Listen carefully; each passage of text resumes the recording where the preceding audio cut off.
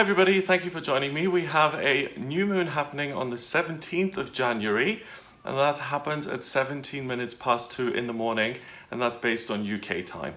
So if you're on the east coast of the States, subtract 5 hours. It'll happen at 9 in the evening on the 16th of January.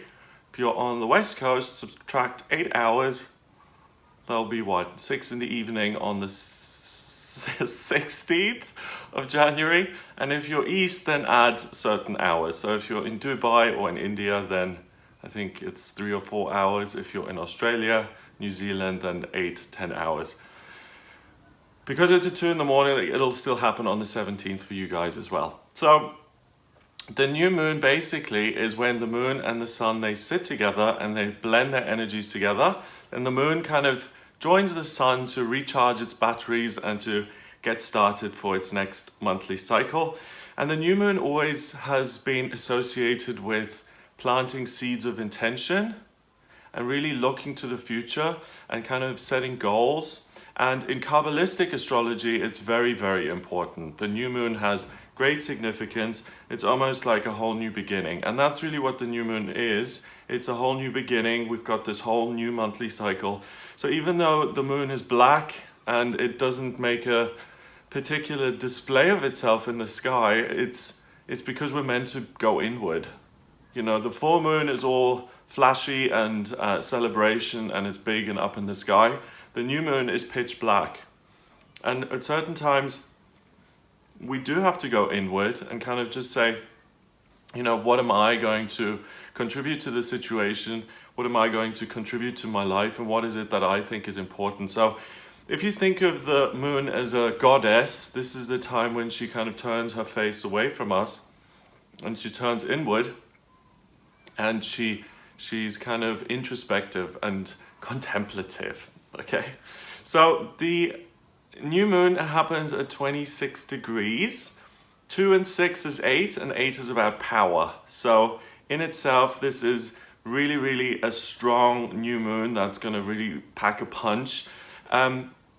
In Capricorn, Capricorn is an earth sign, and Capricorn is the sign of the goat.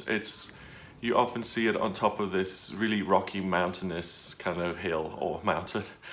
And Capricorn is a really wonderful sign because it's associated with January. The astrology is based on the northern hemisphere, so it's based on the seasons, especially Western astrology. So Capricorn is January, and traditionally that's a time when you kind of have to work hard and when you kind of have to suck it up a little bit and when you have to make do with what you've got. It's cold outside in the northern hemisphere. You know, it's the new year. Christmas is over, the celebrations are done. It's time to get back to work. Here in the UK, taxes are due on the 31st of January, so it's time to get serious. And Capricorn does that with ease and grace, and it's able to rise to the occasion. Having a Capricorn around can be very soothing and calming because you know that you're in good hands, you know you're in safe hands. What can be a little bit frustrating about Capricorn, this has been my experience anyway, is I associate Stoicism with Capricorn a little bit. And Stoicism is a wonderful school of thought. It's a little bit tough, like Kabbalah is a little bit tough. It's about really just doing the right thing. It's about training yourself to be able to deal with difficulties, not feeling sorry for yourself, and kind of getting on with it, and without a bunch of complaining, and being grateful and having this attitude of gratitude. You know, all of these things which make for sensible, decent living. And that's certainly something that's never come to me easily. I have not been able to suck it up. I would much rather go into self-pity mode and say, oh, poor me, isn't my life difficult? Whereas a Capricorn would say, listen, we've got a difficult situation going on. Yes, there are going to be problems because that's life. So let's apply ourselves. Let's use our education and our good health and our financial resources and do something about it. It's really kind of severe and practical in a sense, and it doesn't enjoy complaining. It doesn't like self-pity. It doesn't excuse inactivity, and it certainly has no tolerance for a sense of entitlement, or someone saying, well, someone else will do it for me. I don't need to work because I'm so special and wonderful that everyone else can do it for me. So we've got this new moon pulling in this very kind of stoic energy at 26 degrees, really, really powerful. You know, if it was, let's say if it was 7 degrees, it would be about being creative and using this practicality to somehow express yourself creatively or artistically through music, whatever. It's at 8 degrees, and 8 has to do with business, it has to do with leadership, it has to do with construction, building things. So I'm sure that during this new moon here, someone in Dubai is going to think of a new island to build or something like that, or a bigger tower, whatever. I think they are actually building a bigger tower. So it's really about, let's build something, let's make something happen, let's create something in the real world. Let's apply ourselves and start a new business, or build a new house, or build a new business. It's really about making something tangible and making it happen in the real world. Now we've also got Venus sitting next to that new moon. Venus is at 28 degrees in Capricorn, and Venus is the planet of love, beauty, creativity, and romance and joy, and all of those wonderful things associated with the goddess Venus and Aphrodite. So that 28 degrees is one is about leadership and taking action. In Capricorn, what is it that I love?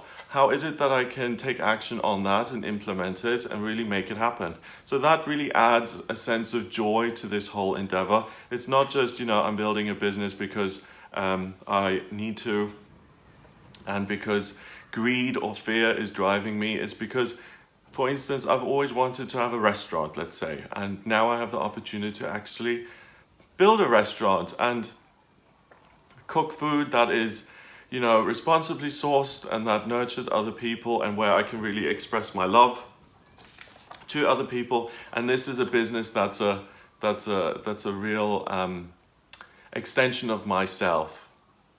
So this isn't just practicality and building in a military operations sort of way. It's building something that you care about. So ask yourself, with this inward looking space and time that you've got, what is it that you want to build? What is it that you want to be remembered for? And what's really important to you in your life? That kind of makes me a little bit emotional, because you know, we all try and find meaning in our lives, right? We don't just want to be here and suffer the indignities of what happens to us and just get through it and muddle through and pay our bills and just, ugh.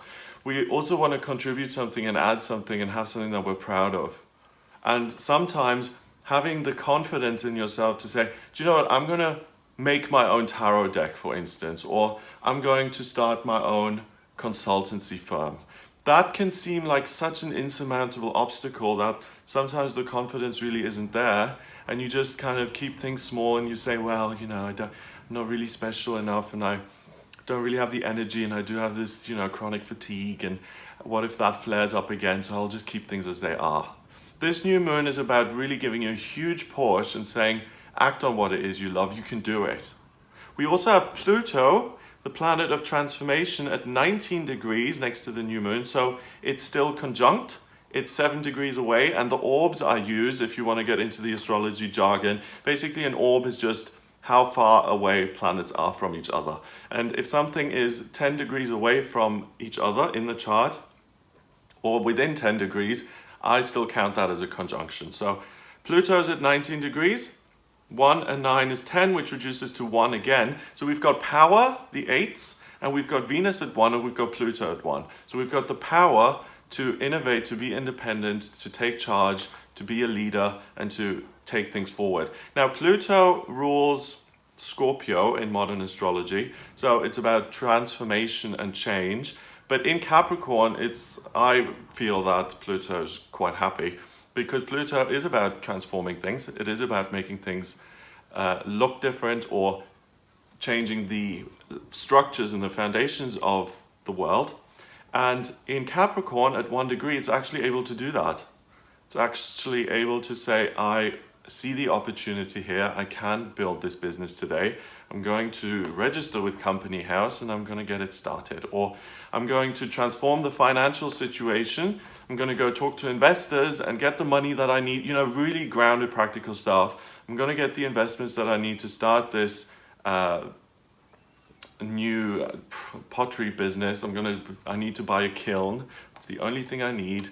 Once I have the money for the kiln, then I can start making the pottery, and then I can teach other people how to do it, and I can work with underprivileged people, or I can work with people just getting into recovery, whatever it is that your idea is, you know, whatever it is you're interested in. So we also have, so Pluto allows you to not just take practical action, but to take transformative action that's going to have an impact on your life and on the lives of others. Especially when you do it independently and it's an idea that's occurred to you and that you actually see this through. It's a real opportunity to manifest your hopes and dreams. The South Node is also in there next to Venus, and that's at 16 degrees. So that's just on the 10-degree cusp here, because the new moon is at 26 degrees, the South Node is at 16, and the South Node is in Aquarius. At 16 degrees, 16 becomes 7. That is mind and creativity. And Aquarius is the sign of the humanitarian. It's the sign of the scientist and the educator and the innovator and the United Nations worker and the person who wants to do things for the greater good. It's also the person who's very good at technology and inventing things and innovating new ways of communicating, technological processes, and the progress in that area. It's at 17 degrees, so you may get some ideas, or you may have some ideas, genuine ideas, which will serve humanity, which if you are creative about them and then you use this earthy energy to implement them, you will not just do something that's going to help you, it's going to help a lot of other people as well. So it's similar to that Pluto in Capricorn because it's transformative. So it's kind of a big deal. When I first looked at this, I was like, oh my God, this is kind of intimidating because we've got so much in Saturn, we've got so much in Capricorn on this day. We've got Saturn in Capricorn, we've got Black Moon Lilith in Capricorn, Mercury in Capricorn, Pluto, the Moon, the Sun, Venus, all in Capricorn, and then the South Node in Aquarius. And that's a lot of earthy energy. So I'm a little bit worried because I don't get to boo-hoo, say, oh, poor me, I'm having such a tough time. It's just going to be like, get on with it and deal with what you've got. Wherever you are well enough equipped to get on with what you're doing, and there's no excuse really. And that's hard, you know, because sometimes we want to have a little excuse to not do anything and to say, well, I had a terrible breakup in 2016 and I'm still recovering from that, so you can't expect too much of me, please, you know? No, Capricorn isn't going to stand for that. It's time to act. I do want to look at this Saturn, Black Moon, Lilith and Mercury. They don't conjunct the moon, but they are kind of, there's something called a stellium in astrology when a whole bunch of planets sit together and they form this huge lump of energy sitting in a part of the chart. Now Saturn is in Capricorn. Saturn moved into Capricorn on the 20th of December. It's an outer planet. It will stay in Capricorn until the 21st of March, I think, 2020. I made a separate video on that, have a look. But that is really about being more productive, taking responsibility for what you're meant to be doing and getting on with it. It's at 3 degrees on this day. So 3 is about new beginnings and communication. So your ideas are going to be quite clear and you're going to be inspired to start something new and fresh and to do that independently. And also the communication side of things is going to be really practical. Black Moon Lilith in Capricorn is a problem. Black Moon Lilith is the part of the chart that sabotages you and that really, where the ego steps in and tries to say, no. You're going to fail because. And it's at 7 degrees in Capricorn and it says, you know what, your creative ideas, they're all very well, but you're never going to be able to achieve them in real terms because you're not skilled enough and you're not good enough. So don't bother. So be aware of that voice. That's going to be there. And that voice is going to be there whenever you try and do anything in the world. because nothing comes easy. And I know that's going to surprise a lot of people that I say that, because I'm not one of the people who believes that if it's meant to be, then it should be handed to you on a silver platter and everything should just go easily and smoothly, and that's a sign that I'm on the right track. No. If you get the guidance to do something and you start doing it and you run into difficulties, lack of money, difficulties with colleagues, whatever, that doesn't mean the guidance is incorrect and you can throw the thing out. It means that you're meant to apply yourself more. If the voice in your head says, you see, I told you you weren't good enough, you're going to fail, that's the ego. It doesn't want you to achieve things. So up here it's going to be difficult, always, because we all have an ego and it's always pecking at our head saying you can't do it.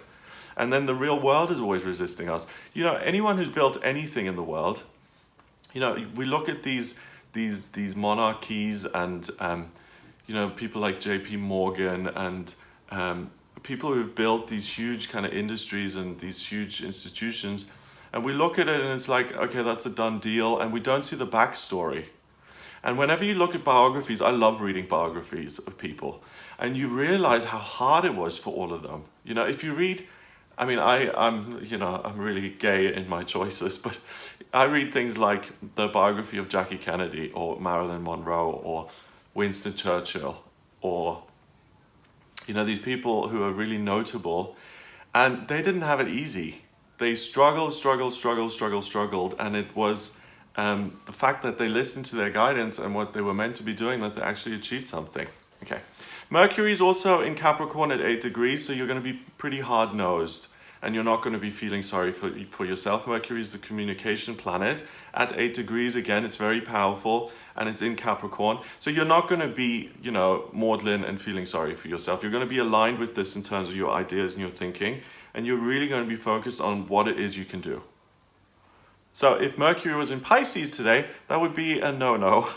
That would be a bit of a problem, because then you'd feel very emotional, you'd feel passive in a sense, and that wouldn't do very well with all of this. Then you'd struggle to get into this productive mode. But Mercury, communication planet in Capricorn, no nonsense, let's get things done, let's get things moving and power through. So it forms a couple of relationships with other things in the chart then. So first of all, the new moon in Capricorn forms a quincux with the midheaven in Leo, which is at 28 degrees. The midheaven is an indicator of work and your vocational aptitudes. The midheaven in Leo indicates the public, it indicates leadership, it indicates doing something that you're passionate about, that you care about, and that puts you in the spotlight to some degree. At 28 degrees, that's 1. Same thing, leadership, independence, doing things yourself. We've had a lot of 1s here. Venus was at 1, Pluto was at 1 as well. So it's this thing that you're going to be doing is very likely to put you in a position of leadership, and it's going to make you more independent. The new moon also squares Uranus in Aries, and that provides nice energy. Uranus is the planet of electricity and rebellion and really thinking outside of the box and doing things in your own unique way. In Aries, it says, if I think it, if I can believe it, if I can see it, then I'm just going to go for it. I'm going to bulldoze my way through. And that's at 24 degrees, which is 6. 6 is about creating opportunities for yourself. So, that ego voice, you're not good enough, you can't do anything, that is negated by Uranus in Aries, because Uranus in Aries says, you're the best. If you think it, then it's up to you to really push your way through and to create these wonderful opportunities. And regardless of the negative stuff in your head, ignore that. Who cares? No, don't listen to it. And actually, that's sometimes we need a little bit of help because our thoughts are sticky. If you think something, the immediate action or response is going to be to believe it. Just because I believe something doesn't make it true. Yes, that's all very well. But in the moment when my head is saying, oh my God, another day, it's really easy to slip into that mode and to get really bummed out. And Uranus in Aries gives you that buffer, that protection, that you don't believe those negative ego voices, and that the self-belief far outweighs any of the negative stuff the ego will give you. So that's a nice combination there. Then it forms a sextile with the good luck planet Jupiter and the good luck, no, not the good luck planet, the male planet Mars. So Jupiter is the good luck planet of success and good fortune. That's at 19 degrees in Scorpio. And Jupiter in Scorpio at 19 degrees, which is 10, which is 1. Okay, so when you listen to your feelings, Scorpio being about the emotions, and the sign that's ruled by Pluto, remember, Pluto sextiles Jupiter as well. So when you listen to your intuition, your guidance, your feelings, your imagination, all the same thing, your higher self-guidance, and you can recognize your higher self-guidance when it's repetitive, it's quiet, and it's kind of difficult to discern. You have to really listen for it. And when you listen to that intuitive message, those guidance feelings, and you take action on them, then you activate Jupiter. It supports you. The good luck of Jupiter shines on this project that you're undertaking, and it's really likely to succeed and grow and create opportunities for you. Mars in Scorpio as well. Mars will push you to get in touch with your feelings. So on the surface, this looks like a day of the man, you know, building and creating and making things happen in the real world. But Mars in Scorpio is a nice addition because Mars is the male archetypal principle, and that in Scorpio is urging you to gather opportunities and gather ideas via your feelings. So we've got a nice balance here between earth and water, and those are the two strongest elements on this day. Strongest is Earth, obviously, with all these planets in Capricorn. Second strongest is water. So it's by listening to your feelings and your intuition, that's where really the great ideas come from. That's what you can then implement in the real world, and that's what's going to put you in the public eye, into the spotlight, and that's what's going to help you succeed. I've pretty much mentioned everything in the chart, so we might as well look at what the other three things are doing. There's this, oh, well, it even connects. There's a semi-square, which means it's 45 degrees away from Neptune in Pisces at 12 degrees. So Neptune is the dream planet of intuition. In Pisces, it's in a water sign, so it is able to use its energy very well. 12 degrees is 3. 3 is communication and new beginnings. So again, very much aligned. It's about making a fresh start, and also letting your intuition guide you the same way Mars is guiding you. So we're getting into the water realm now, and the feelings are really important. So it's a combination, and I'm sorry to repeat myself, but it is a combination of listening to what's happening internally and then taking action on that. So self-belief, self-belief, self-belief. If you get the idea on this day, or around this day, on the 16th, 17th, 18th, you know, it's not just new moon and there it is. If you get like an amazing idea to build something in your life in this 3-day period, then really listen to it and acknowledge it, because it's going to be something that will transform your life. Chiron is also sextiled. I don't know if that's a word. It sextiles the new moon, and Chiron is the wounded healer. Chiron is the part of the chart that really is most difficult until you transform it to become a great strength. 25 degrees in Pisces. So it's through being creative and thinking creatively and being intuitive. That's how you transform your life. That's how you get to take action, and that's how you get to succeed. Finally, the north node of the moon is at 16 degrees in Leo. So the big plan for the day, the big mission, and the sun's coming out as I say this, the big mission is to take your ideas and make them happen, not someone else's. I made this mistake. Why is this coming to me? I used to work in this horrible bank, and I was totally lost in terms of what I was doing. I always wanted to do tarot and astrology, but I always dismissed it because I never thought I could pay my bills with it. And one of my colleagues, she was talking about how her dream had always been to be a school teacher. And I listened to that and I thought, could I be a school teacher? And I thought, oh, it'd be a good opportunity to be of service to some other people, you know, to use my skills. I'm not going to have children of my own. I remember, I'm not going to have children of my own. This will be an opportunity to give something back. Not a good idea. the kids weren't interested in what I had to give, and I wasn't a very good teacher. But that was her dream, and she spoke about it so enthusiastically, and she said, well, it's never going to happen because, I have bills to pay and da-da-da. And I said, well, it might happen for me. And it really got me thinking about doing it, and I kind of stole the dream from her, and I started doing it, and I became a school teacher, and it didn't work because it wasn't my dream.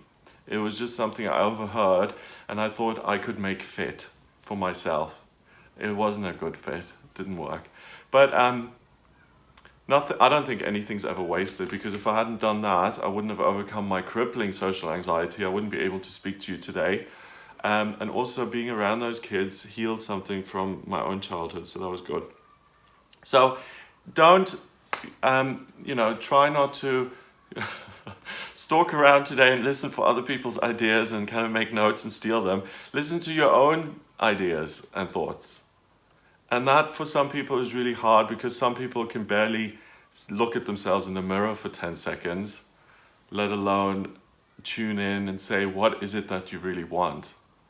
Because a lot of people are in denial, and a lot of people just want to make a ton of money, and they want to look better, and they want to escape themselves rather than connect with themselves. And the escapist plan is not going to work today. If you're someone who's constantly trying to reinvent themselves and to run away from the real you and to create this other persona that's totally different, then you can't build on that. What you can build on is where you are in life right now, who you really truly are, and that's wonderful. We can't see the amazing wonderfulness of ourselves often. If you look at another person, you can see how unique and special they are, and how there's never going to be another one of them. And you look at them and it's just like, oh my God, person is a miracle. But when it comes to looking at ourselves, unfortunately, we don't always see that. And try and see that. Try and see your own divinity today. And I mean that. Try and see you where you are in life, because you're fully equipped to do what you're supposed to do with what you've got on this day. And if you do that, and if you take some action on it, you can really create something that's long-term, that's permanent, and that has the potential to transform your life for the better. So I'm just kind of looking to see if there are any major aspect patterns. We kind of have a grand trine, but one of the sides is missing. I'm still going to count it. No, I'm not, because it's in two different elements. A grand trine is an area of real talent, and it's 3 trines combining to make this big blue triangle, and it's always in the same element, so fire, earth, water. We've got 2 trines connecting, but the third side is missing, and also it's in fire and earth. So if anything, your clarity of thinking and your practicality, combined with thinking outside of the box and having the self-belief, is going to push you towards putting yourself in the limelight, into a position of leadership and achieving something independently. Again, so I'm saying the same thing over and over. But it has to be yours, you can't take from someone else. It has to be your stuff. So that's what I get for you during this new moon. So ask yourself, what can I build in my life that's really going to make a difference to myself and to others? That South Node in Aquarius is interested in being of service to other people. And usually, anything that's going to have some value is going to add value to other people's lives. That's how we define value. Is it of service to other people? And the more value you add to other people's lives, then the more value you get back. That's a big secret that I never really was aware of. If you give people something, then you usually get something back. And you really have the potential to build something fab for yourself and others. So I hope you have a wonderful time during this new moon. I hope you have 5 or 10 minutes to really just sit down with yourself and say, what is it that I want to build? And even if it seems impractical, really tune in and see if it feels right. And if it does, then do it. I know, easier said than done at times, but we've all got to start somewhere. And we all mess up and screw up and make mistakes, like I did with the teaching. But that doesn't mean that I have to stay a teacher for the rest of my life and accept my mistake. I stopped being a teacher and did something else. And now I'm happy doing something what I do. So, it's fine to take a risk, and it's fine to sometimes be wrong, but the point is to keep building something, hopefully, that you think has meaning and that's enjoyable. So if you'd like a private reading with me, the way I read this chart is the way I read your birth chart, and it shows me what you're about, why you've come into this lifetime, what your life purpose is, what your vocational aptitudes are, what's coming up for you in your professional life, your love life, your health, your family relationships, what you can do to progress spiritually. If you're with someone, I can look at both of your charts to see whether you're compatible, whether things are going to work out. And yeah, so if you're interested in that, please visit the website. It's gregoryscott.com. Click on the readings tab to order your reading. Please remember to subscribe to this YouTube channel, and I'll speak to you soon.